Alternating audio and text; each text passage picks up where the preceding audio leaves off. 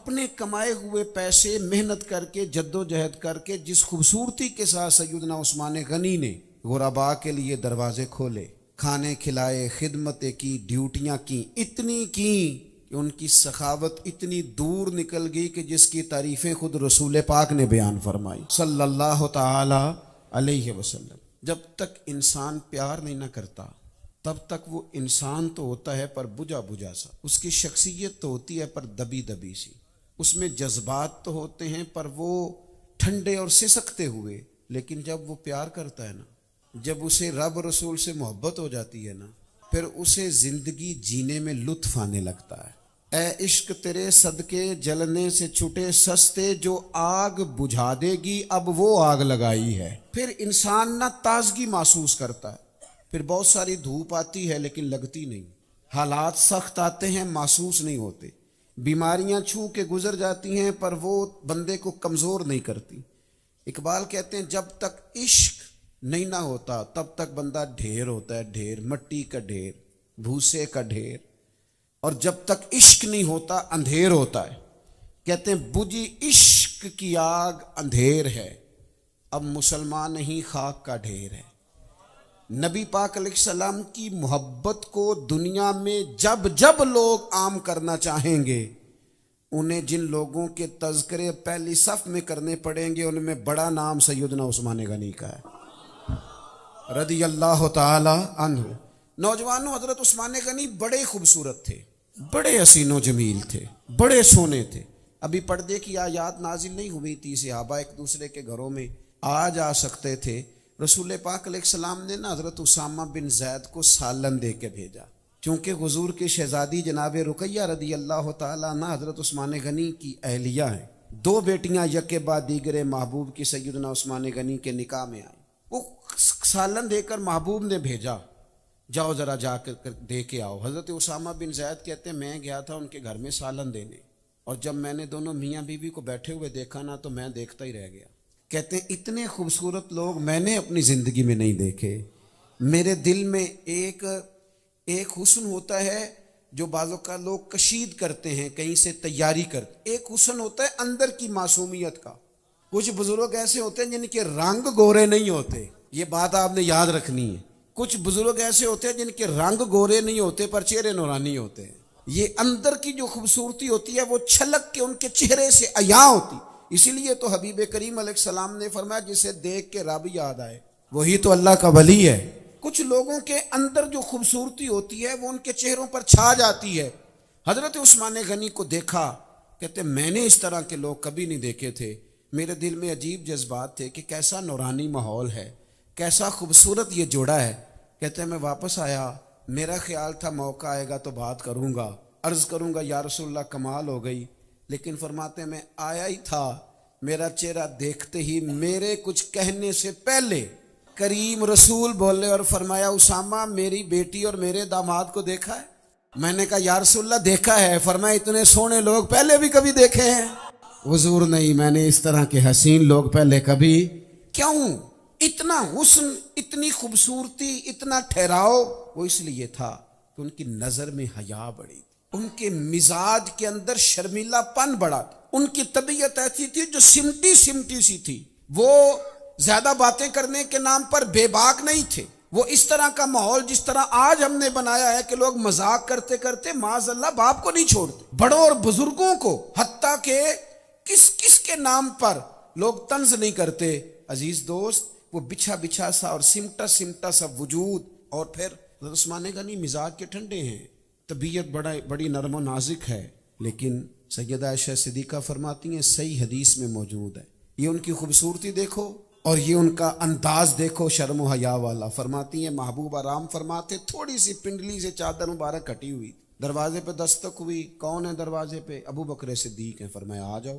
حضور ٹیک لگائے بیٹھے رہے، تھوڑی دیر گزری تو پھر دستک ہوئی، کون ہے؟ سیدنا فاروق ہیں۔ اب حضرت ابو بکر صدیق کا درجہ افضل البشر بعد الانبیاء بالتحقیق، سیدنا عمر کے مزاج کا جلال، ان کی وقار وزاداری سب اپنی جگہ پہ، وہ بھی آئے، آپ نے سمجھنا ہے میری بات کو۔ حضرت عمر بھی آئے، چادر مبارک تھوڑی ہٹی ہوئی تھی، ہٹی رہی، حضرت عمر آئے، آ کے بیٹھ گئے۔ سیدہ عائشہ صدیقہ کہتی ہیں پھر دستک ہوئی، یہ ترتیب بھی دیکھو ذرا آنے کی. پھر دستک ہوئی تو فرمایا اب کون ہے؟ حضور میں عثمان غنی ہوں. یہ تو مزاج کے ٹھنڈے آدمی ہیں، ان کی طبیعت میں تو کوئی جاہو جلال نہیں. محبوب کیا فرماتے ہیں یہ ذرا انداز دیکھنا، اور یارو ذرا غور تو کرنا، ذرا اس پہلو کو، اس روایت کو سنا ہوا ذرا رک کے غور تو کرنا. یہ بھلا اہتمام کون کرنے لگا؟ یہ بھلا تیاری کون کرنے لگا ہے؟ محبوب نے فرمایا عثمان ذرا رکنا. سیدہ عائشہ صدیقہ کہتی ہیں لوگوں میں پردے کے پیچھے سے عجیب نظارہ دیکھ رہی تھی. جناب عثمان دروازے پہ رک گئے. حضور اٹھے، پہلے اپنی چادر مبارک کو سمیٹا اور پھر حضور بیٹھ گئے. اور جب اچھی طرح کریم محبوب تشریف فرما ہوئے فرمایا عثمان آ جاؤ نا اندر. اب حضرت عثمان غنی آئے، بات چیت ہوئی، تینوں چلے گئے. سیدہ عائشہ صدیقہ کہتی ہیں چونکہ میں دیکھ رہی تھی اس منظر کی خوبصورتی میرے دل میں ٹھہر گئی. میں نے کہا یا رسول اللہ صدیق بھی آئے، فاروق بھی آئے، آپ آرام فرما رہے، عثمان غنی کے آنے پر اتنا اہتمام؟ دھلے ہوئے جملے میرے محبوب کے، نکھری ہوئی باتیں میرے کریم کی، حسن چھلکتا اور خوشبو بکھیرتا لہجہ میرے رسول پاک کا. محبوب کریم نے بڑے جچے تلے جملوں میں اتنی بڑی بات کر دی. فرمایا عائشہ اس عثمان کی میں حیا نہ کروں جس کی فرشتے بھی حیا کرتے ہیں؟ فرشتے بھی جس کی تردامنی پہ شیخ ہماری نہ جائیے، ہم دامن نہ چھوڑ دیں تو فرشتے وضو کریں. کہا فرشتے جس کی حیا کریں. کوئی نہیں سمجھ آئی آپ کو میں نے کیا کہا؟ فرشتے حیا کریں، فرشتے حیا کریں. حسن ہے کہ دیکھا نہیں جا رہا، رانائی ہے کہ سنبھالی نہیں جا رہی، لیکن وہ کس بنیاد پر ہے؟ اس کے پیچھے تقوی کا نور ہے، شرم و حیا کا حسن ہے. محبوب کریم نے فرمایا اس کی حیا نہ کروں جس کی فرشتے بھی حیا کرتے ہیں. گویا فرشتے جناب عثمان کا حیا. مجھے ایک بات کہہ لینے دو نا، یہ صحیح حدیث ہے بخاری مسلم کی. ایک بات مجھے کر لینے دو نا، یہ جملہ کہنے میں حق بجانب ہوں نا کہ جس عثمان کی حیا فرشتے بھی کریں، رسول اکرم بھی کریں، پھر وہ بڑا بے حیا نہیں جو عثمان غنی کی حیا نہ کرے. پھر وہ بڑا بے حیا نہیں جو سیدنا عثمان کا حیا نہ کرے. نور کی سرکار سے پایا دوشالہ نور کا، او مبارک تم کو ذوالنورین جوڑا نور کا. حضرت عثمان غنی. ان نوجوانوں سنو، خوبصورتی تو شرم و حیا میں ہے، خوبصورتی تو تمہارے سمٹے ہوئے لباس میں ہے، خوبصورتی تو تمہارے جھکی جھکی نظروں میں ہے. خوبصورتی تو تب آئے گی جب تمہارے وجود میں، آنکھ میں، نظر میں حیا آئے. اگر ہم چاہتے ہیں کہ حسن وہ ہو جسے کوئی دیکھے تو دیکھتا رہے، پھر اس کے لیے ضروری ہے کہ ذرا مزاج شرم و حیا والا ہو. امام طبرانی نے لکھا ہے حضور گئے حضرت عثمان غنی کے گھر، تو محبوب کی شہزادی حضرت رقیہ حضرت عثمان غنی کا سر دھو رہی تھی، اپنے شوہر کے بال دھو رہی تھی. تو محبوب نے دیکھتے ہی پتہ کیا فرمایا؟ یہ دیکھو میں کہا کرتا ہوں شوہر کی عزت نہ بہو کو نہیں بیٹی کو بتانی چاہیے. ناراض ہو گئے آپ لوگ؟ جو حدیثیں بیٹی کو یاد کرانی چاہیے تھی وہ بہو کو کرا رہے ہو. باپ جب یاد کرائے گا نا خاوند کا احترام اپنی بیٹی کو، وہ جلدی راسخ ہوگا جلدی. لیکن ہم وہ باتیں بہو سے کر رہے ہیں جو بیٹی سے کرنی چاہیے تھی. بہو کو بھی بتائیں لیکن زیادہ ضروری تو بہن اور بیٹی کو بتانا. نبی پاک تشریف لے گئے، جناب سیدہ رقیہ رضی اللہ تعالیٰ عنہا یہ حضرت عثمان غنی کی زلفوں کو، بالوں کو دھو رہی تھی. حضور اندر تشریف لے گئے، جھٹ سے وہ اٹھی تو محبوب نے کیا فرمایا؟ حضور فرمانے لگے بیٹا اس کے ساتھ، اپنے خامند کے ساتھ ہمیشہ اس نے سلوک کرتی رہنا. اس کا مطلب ہے بیٹی کو بھی کہنا پڑتا ہے خامند سے اس نے سلوک کا. یہ طبرانی میں لفظ موجود ہیں. فرمایا اپنے خامند سے، ابو عبداللہ سے اس نے سلوک کرنا. حضور فرمانے لگے میرے صحابہ میں جو میرے اخلاق کے ساتھ سب سے زیادہ مشابہت رکھتا ہے نا، جس نے میرے اخلاق کو سب سے زیادہ اپنایا ہے، وہ سیدنا عثمان غنی ہے. سب سے زیادہ میرے اخلاق کو انہوں نے اپنایا ہے. حضرت عثمان غنی کا اخلاقی مزاج، ان کی شرم و حیا، ان کا دھلا ہوا لہجہ. مولا کائنات شیر خدا علی المرتضیٰ رضی اللہ تعالیٰ عنہ فرمایا کرتے میں نے حضور سے کوئی سوال پوچھنا تھا، لیکن میری طبیعت نہیں اجازت دیتی تھی کہ میں حضور سے وہ بات پوچھوں. میں نے ہفتوں انتظار کیا کہ کوئی اور آئے، آ کے حضور سے وہی والا مسئلہ پوچھے اور میری بھی مشکل آسان ہو جائے. میرا مسئلہ بھی حل ہو جائے. کہتے ہیں ہفتوں کے بعد کوئی آیا, اس نے آ کے سوال پوچھا تو جو میں پوچھنا چاہتا تھا میرا مسئلہ بھی حل ہو. خدا را, کچھ ضروری تو نہیں جو بات منہ میں آئے گی آپ وہ کاری دیں گے, جو آپ کو خیال آیا وہ آپ بول ہی دیں گے, جو آپ کا من چاہے گا آپ کہہ دیں گے. یہاں تو سیدنا ابو ہریرہ جیسے لوگ جو حافظ الحدیث ہیں وہ فرماتے ہیں نبی پاک نے مجھے علم کے 2 برتن دیے, ایک کھولا ہے دوسرا نہیں کھولوں گا ورنہ گلا کاٹ دیا جائے. جب اتنے بڑے بڑے لوگ محتاط ہیں تو باقی کسی کو کیسے اجازت ہو گئی؟ جو منہ میں آئے آپ کہیں گے اور آپ دیکھیں گے نہیں ماحول کیسا ہے, منصب کیسا ہے. تو حضرت عثمان غنی رضی اللہ تعالیٰ عنہ تو یہاں تک فرماتے ہیں لوگوں, جس دن کا میں نے اپنا یہ ہاتھ حضور کے دستے پاک میں دیا, یہ اپنا سیدھا ہاتھ جس دن سے حضور سے بیعت کی ہے, اس کے بعد میرا حال یہ ہے کہ لے سجنا اساں توڑ نہیں بھائی. فرماتے ہیں جس دن کی حضور کے ہاتھ میں دی ہے پھر کبھی اپنی شرمگاہ کو بھی یہ ہاتھ نہیں لگایا, کبھی نہیں لگایا. اور یہ دعویٰ سیدنا عثمان غنی رضی اللہ تعالیٰ عنہ کا ہے. فرماتے ہیں برائی اور بے حیائی اس کا خیال دور اسلام تو کیا, فرماتے ہیں دور جاہلیت میں بھی عثمان کو کبھی نہیں آیا, کبھی خیال بھی نہیں آیا. یہ گندگی ہے تو میں نے اسے گندگی ہی جانا, اسے کبھی قریب آنے جب ذہن آنکھیں دل پاک ہوتا ہے. امام شافعی فرمایا کرتے تھے علم اللہ کا نور ہے, پاک جگہ پہ رکھا جاتا ہے, پھر انسان کو وہ توانائی نصیب ہوتی. تو حضرت عثمان غنی سے ہم نے یہ ضرور سیکھنا ہے, ہم نے اپنی گفتگو کو پاک کرنا ہے, نظروں کو پاک کرنا ہے, لہجوں کو پاک کرنا ہے, نظریں جھکا کے رکھنی ہیں, اپنے ماحول کے اندر وہ خوبصورتی لانی جو ہمارے جوانوں کا زیور ہوتی. ان کو مل کے, ان کو دیکھ کے قرون اولیٰ کے لوگ یاد آیا کرتے. دوسری بات, بڑی سخاوت کی حضرت عثمان غنی. رب پتہ کیا فرماتا ہے, وَمِمَّا رَزَقْنَاهُمْ يُنْفِقُونَ, وہ جو میں نے تمہیں رزق دیا ہے نا اس میں سے میری راہ میں خرچ کرو. دیا کس نے؟ بول کے بتائیے. پہلے اللہ نے پوچھا ہے کہ تو اس قابل ہے کہ نہیں, اس نے تو کرم سے دے دیا. اگر عدل سے دیا جاتا تو ہم اس قابل تھے, ہمیں ملتا. تو جب اس نے دیا ہے تو پھر اس کی مخلوق میں خرچ بھی تو کرنا چاہیے. محبوب نہ بس ہلکا سا اشارہ کرتے جیسے اسرا کے لیے مال چاہیے, تو عثمان غنی تڑپ تڑپ کے اٹھتے, حضور میرا 100 اونٹ کر لیں, حضور میرا 200 کر لیں, یا رسول اللہ 300 کر لیں.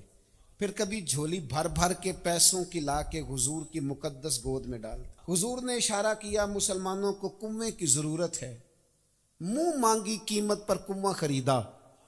عثمان اتنے کا تو ہے ہی نہیں, تو گویا عثمان زبان حال سے یہ کہہ رہے تھے کنویں کی قیمت تو نہیں, میں تو مدینے والے کی زبان کی قیمت دے رہا ہوں. میں تو اس ادا کو دیکھ رہا ہوں, رضا کو دیکھ رہا ہوں کہ حضور نے زبان نور سے نکالا چاہیے.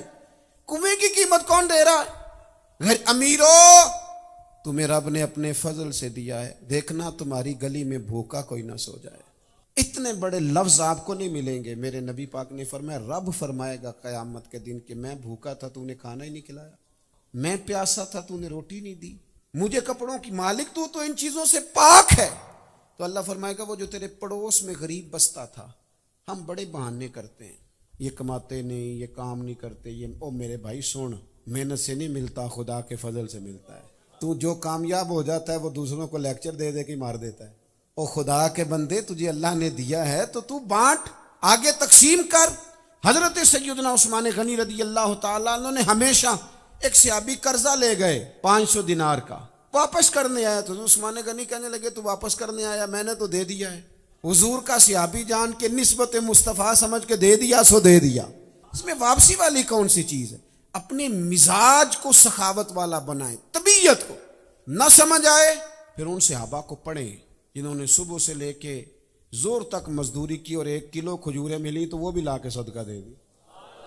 نبی پاک نے تو یہاں سے سخاوت شروع کرنے کا, ہم تو کہتے ہیں نا کروڑوں ہوں گے تو کریں گے, حضور نے یہاں سے سخاوت شروع کرنے کا کہا ہے. فرمایا دوزخ سے بچ جاؤ, چاہے کھجور کا ایک ٹکڑا خیرات کر کے بچ جاؤ.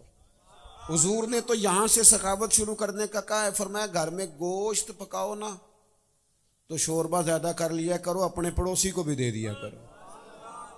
شوربے کی ایک پیالی سے سخاوت کرنی ہے, لہذا اس کو صرف امیروں پر, بہت امیروں پر لاگو نہ کرو.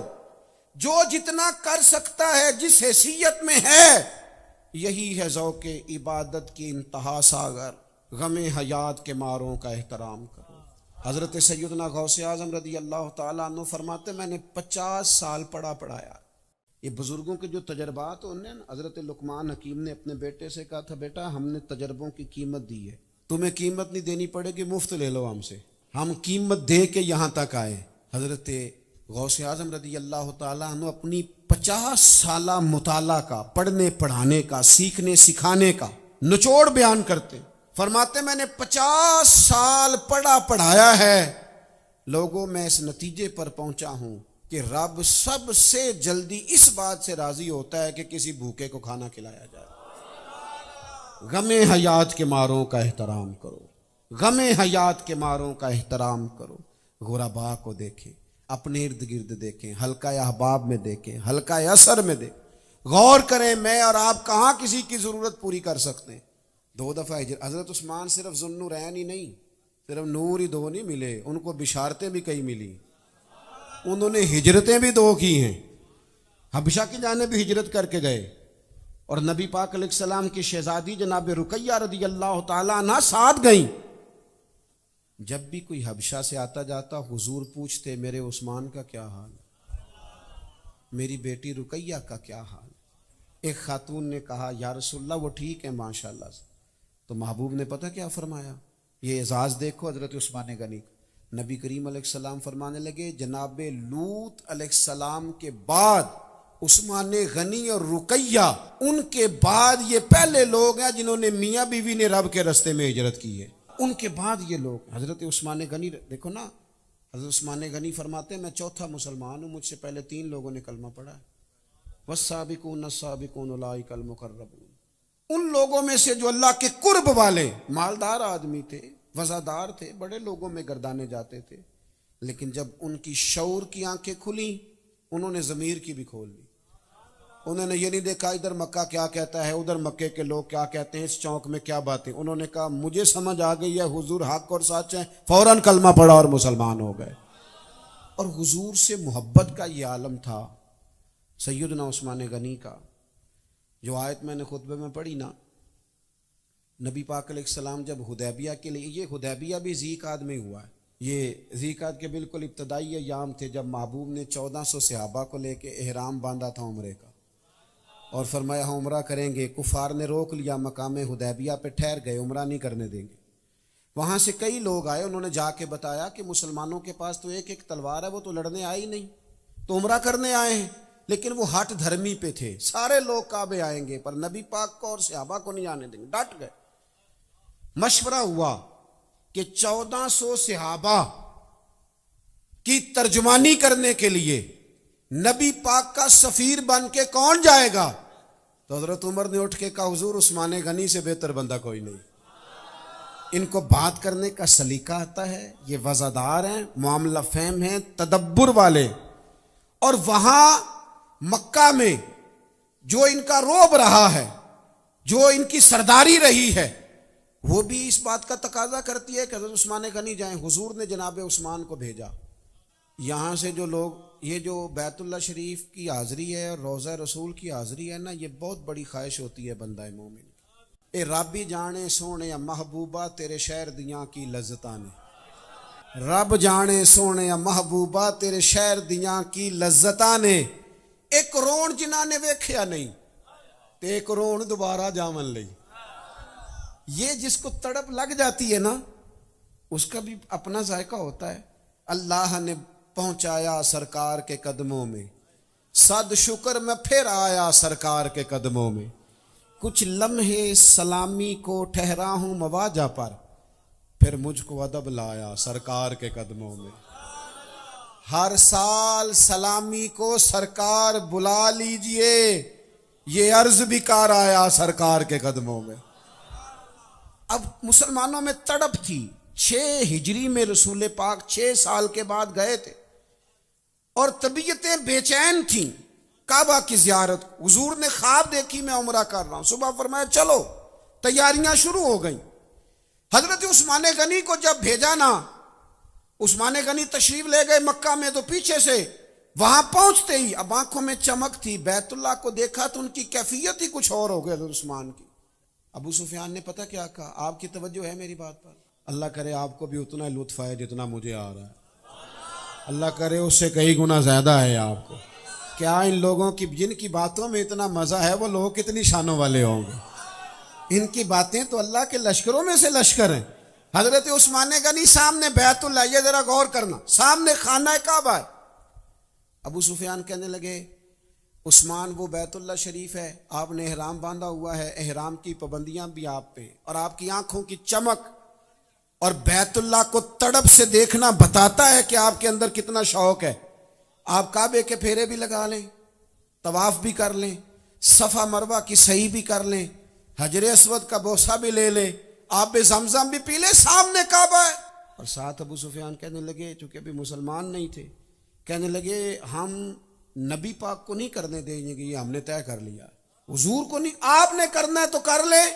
حضرت عثمان غنی نے اپنی جھکی ہوئی نظریں یوں اٹھائیں، فرمایا میں اور حضور کے بغیر طواف کروں، میں اور نبی پاک کے بعد بغیر صحیح کروں، نماز پڑھا کہ میں تین ول ویکھاں مینو کعبہ بھول گیا آئی. ہوں نماز پڑھا کہ میں تین ول ویکھاں مینو کعبہ بھول گیا آئی. اے بھول گئیاں نہیں سب صوم صلاتاں، اکو یار دا فکر پہ آئی. یہاں بولے ہیں نا فاضل بریلوی، یہ کبھی آپ منظر دیکھیں نا، بندے نے حج کیا ہو اب مدینے جا رہا ہو، عمرہ کیا ہو اب مدینے جا رہا ہو، اور اسے کوئی آواز دے کے کہے حاجیو آؤ، وہ وہاں جو لطف آتا ہے نا اس خاص موقع پر، حاجیو آؤ شہنشاہ کا روضہ دیکھو، حاجیو آؤ شہنشاہ کا روضہ دیکھو. تم کعبہ تو دیکھ چکے ہو، اب کعبے کا بھی کعبہ دیکھو. عثمان سامنے کعبہ ہے، فرمایا نا بھائی، محبوب کے بغیر اور کعبے کا طواف، نماز پڑھا کہ میں تین ول ویکھاں مینو کعبہ بھول گیا آئی. بھول گئیاں سب صوم صلاتاں، اکو یار دا فکر پہ آئی. اور دوسری جانب کیا کیفیت ہے؟ یہ عشق سیکھ لو سیدنا عثمان سے، یہ ادب سیکھ لو سیدنا عثمان غنی سے. دوسری جانب کیا کیفیت ہے؟ ایک صحابی نے کہا عثمان خوش بخت ہے نا، وہ کعبے کے نظارے کرتے ہوں گے، طواف کرتے ہوں گے، سعی کرتے ہوں گے، آب زمزم پیتے ہوں گے، حجر اسود کے انہوں نے بات کی تو ادھر سے جو سند جاری ہوئی وہ بھی بڑا عروج ہے. محبوب نے نظر اٹھا کے دیکھا، فرمایا میرا عثمان اور میرے بغیر طواف، میرا عثمان اور میرے بغیر سعی، میرا عثمان اور میرے بغیر حجر اسود کے بوسے، یہ کیسے ہو؟ نماز پڑھا کہ میں تین ول ویکھاں مینو کعبہ بھول گیا آئی. بھول گئیاں نہیں سب صوم صلاتاں، اکو یار دا فکر پہ آئی. حضرت عثمان غنی لوٹ آئے سفارت کر کے.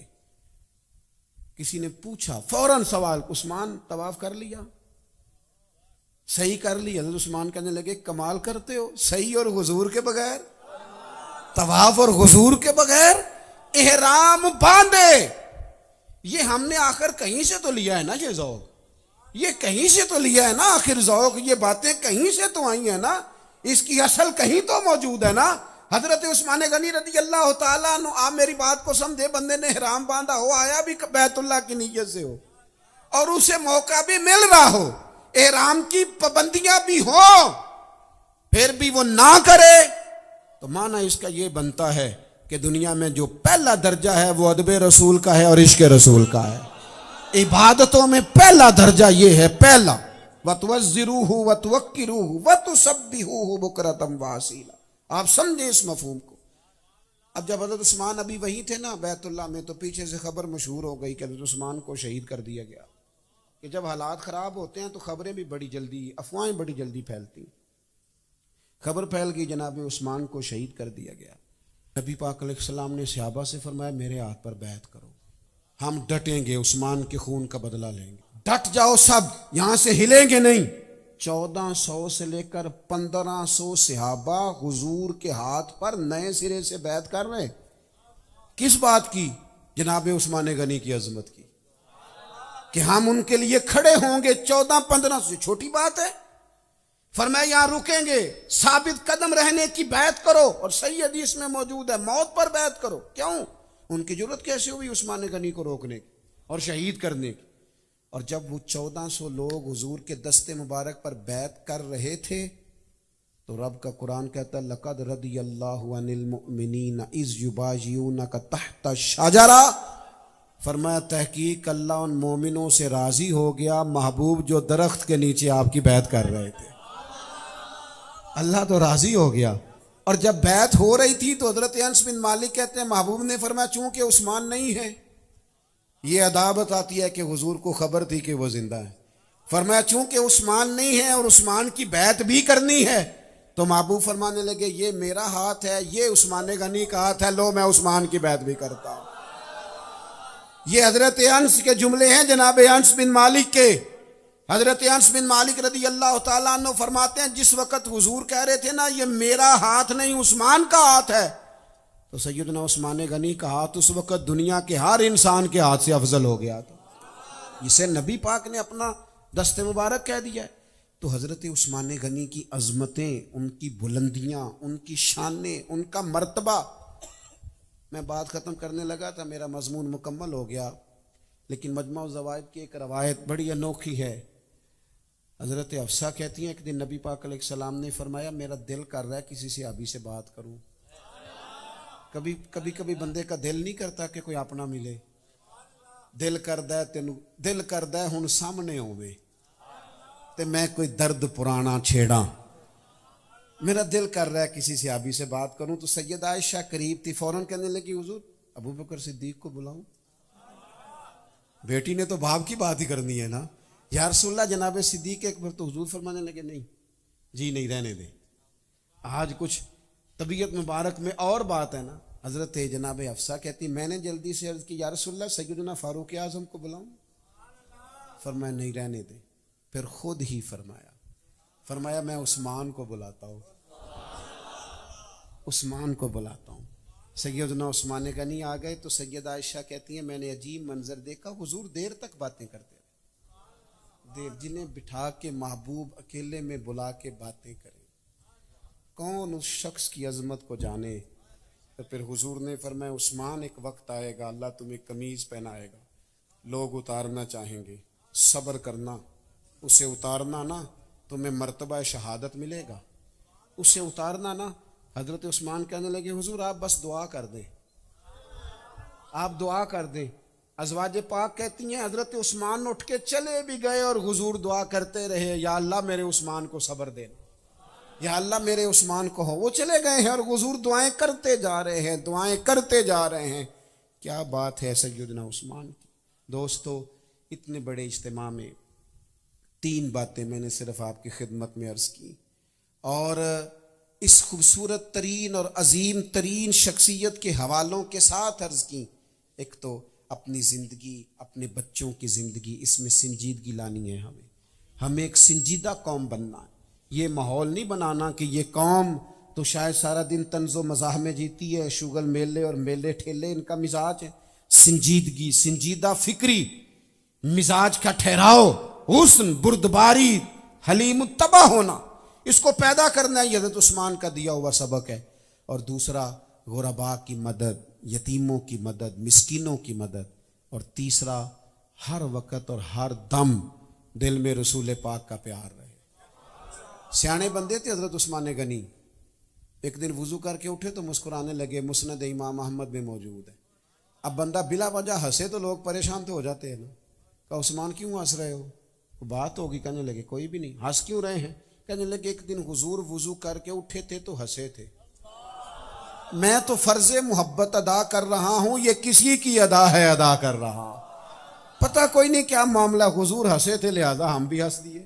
ہم نے نہ کبھی قطرے پہ غور کیا اور نہ دریا دیکھا، بس جہاں تیری جھلک دیکھی وہیں ڈوب گئے۔ تو حضور کا پیار اپنی زندگی میں پیدا کریں۔ اللہ تعالیٰ میری اور آپ کی حاضری کو قبولیت کا شرف عطا فرمائے۔ آخر دعوانا الحمدللہ۔